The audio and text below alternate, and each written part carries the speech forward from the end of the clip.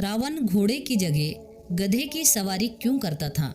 राजा महाराजा कभी भी आने जाने के लिए किसी न किसी तरह के वाहन का उपयोग करते थे। राजा महाराजाओं के लिए आवागमन का सबसे प्रिय साधन रथ होता था, जिसमें एक से लेकर कई घोड़े जुपे होते थे।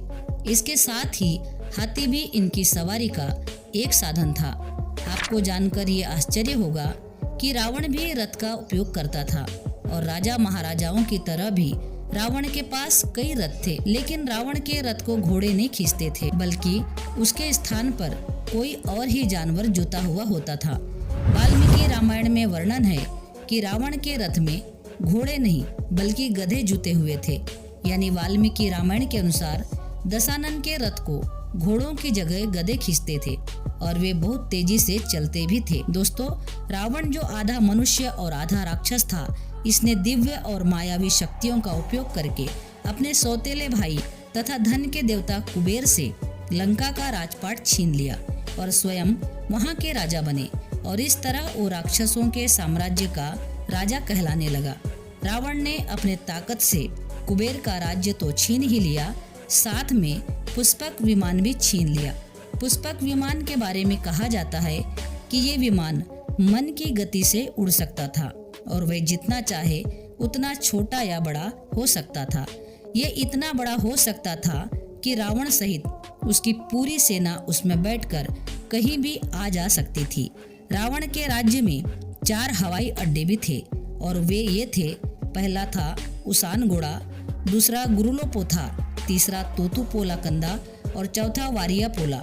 सीता जी की तलाश में जब हनुमान जी लंका पहुंचे, तब लंका दहन रावण का उसान घोड़ा हवाई अड्डा नष्ट हो गया। इसके अलावा वो दूसरे साधन से भी वो कहीं आ जा सकता था। वैसे रावण को दिव्य और कई सारी मायावी शक्तियां प्राप्त थी, उनका उपयोग वो कहीं भी आने जाने के लिए करता था।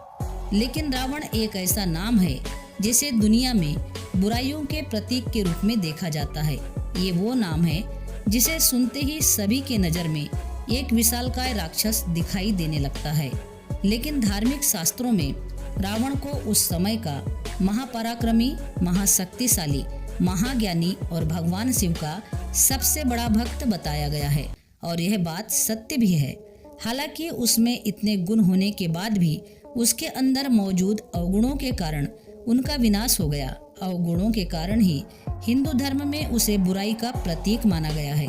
प्रत्येक वर्ष अश्विन मास की शुक्ल पक्ष दशमी को बड़े ही हर्षोल्लास के साथ इसके पुतले को जलाया जाता है और इसे अधर्म पर धर्म की जीत बताई जाती है।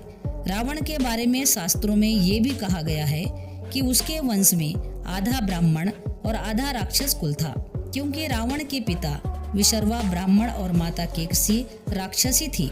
लेकिन केकसी में राक्षस वाले कोई भी गुण नहीं थे। पौराणिक कथा के अनुसार केकसी के पिता सुमाली दैत्यों के राजा थे। यही कारण से रावण को आधा राक्षस और आधा ब्राह्मण माना जाता है। धार्मिक कथाओं के मुताबिक जन्म के समय रावण का रूप काफी डरावना था, जिसे देखकर ऋषि विशर्वा डर गए थे। ब्राह्मण कुल में पैदा होकर रावण बहुत बड़ा विद्वान बना। उसके जैसा विद्वान तीनों लोकों में कोई नहीं था। रावण को मध्य और अधर्म के प्रभाव ने उसे राक्षस प्रवृत्ति का बना दिया। वो अपने पिता से वेद वेदांत का पाठ सीखता था। अहंकार ने इसे पापी बना दिया। रावण 4 वेदों और 6 शास्त्रों का ज्ञाता था और इस वजह से उसके 10 सिर थे, जो अपार ज्ञान और बुद्धि का प्रतीक था। किंवदंतियों के अनुसार रावण इतना ज्ञानी था कि वह ग्रहों को नियंत्रित कर सकता था। रावण जब भी किसी पर आक्रमण करने निकलता तो वह खुद को बहुत आगे रखता था और बाकी सेना पीछे होती थी। उसने कई युद्ध अकेले ही जीता था। रावण ने तो यमपुरी जाकर यमराज को भी हरा दिया था और नरक में सजा भुगत रही आत्माओं को मुक्त कराकर अपनी सेना में शामिल कर अपनी शक्ति को बढ़ा लिया था।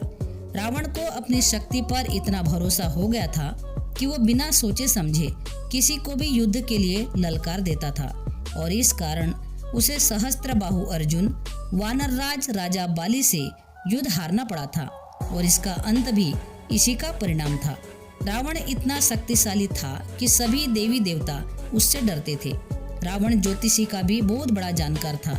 इसलिए उसने अपने बेटे के जन्म के समय सभी ग्रहों को बंदी बना लिया। इसके बाद सभी ग्रह मेघनाद के जन्म के समय वैसे ही राशियों में स्थित हो गए जैसे रावण चाहता था, ताकि उसका जन्म शुभ नक्षत्र में हो। वास्तव में रावण अपने पुत्र मेघनाद को अजय बनाना चाहता था। त्रिलोक विजेता रावण ने भगवान शिव को प्रसन्न करने के लिए कड़ी तपस्या की और इसके बाद भी वे भगवान प्रसन्न नहीं हुए तो उन्होंने अपना सिर काटकर अर्पित कर दिया। लेकिन रावण की मृत्यु नहीं हुई। उस हिस्से की जगह एक नया सिर प्रकट हो गया। रावण ने उसे भी अर्पित कर दिया और ऐसा करते करते रावण ने भगवान शिव जी को अपने 9 सिर अर्पित कर दिए। इसके बाद रावण 10वां सिर अर्पित करना चाहता था। तब भगवान शिव प्रकट हो गए और रावण को दशानन होने का वरदान मिल गया। रावण 10 बुराइयों का प्रतीक माना जाता है और ये है काम, क्रोध, लोभ, मोह, मद, मत्स्य, घृणा, ईर्ष्या, द्वेष और भय। और बुराइयों के कारण ही इनका विनाश हो गया। दोस्तों, इस वीडियो में बताई गई जानकारी के अलावा आप क्या जानते हो, इस वीडियो में कमेंट करके जरूर बताना। दोस्तों, आशा करती हूँ कि ये वीडियो आपको जरूर पसंद आई होगी। अगर वीडियो पसंद आई हो तो वीडियो को लाइक करके चैनल को सब्सक्राइब जरूर कर लेना। पूरा वीडियो देखने के लिए आपका बहुत बहुत धन्यवाद।